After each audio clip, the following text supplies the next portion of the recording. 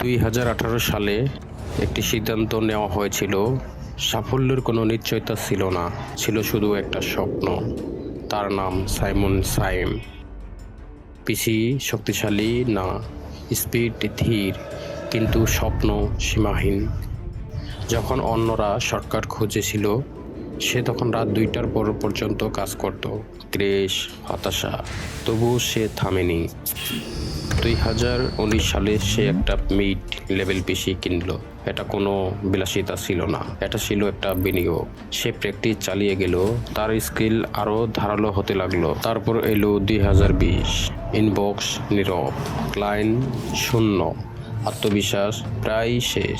জীবন যেন প্রশ্ন করছিল, তুমি কি সত্যি পারবে? সে ভেঙে পড়েছিল, তবুও সে থামেনি। 2021 সালে প্রথম 2-3 জন ক্লায়েন্ট এলো। ছোট প্রজেক্ট, ছোট পেমেন্ট, কিন্তু আত্মবিশ্বাস বড় জোয়ার।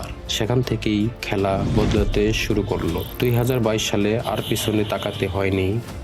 ধারাবাহিক পরিশ্রম ফল দিতে শুরু করলো। আরও ক্লায়েন্ট, আরও আয়। এটা রাতারাতি সাফল্য ছিল না, এটা ছিল 4 বছরের নীরব যুদ্ধ। এখন একটাই প্রশ্ন, তোমার 2018 কবে শুরু হবে?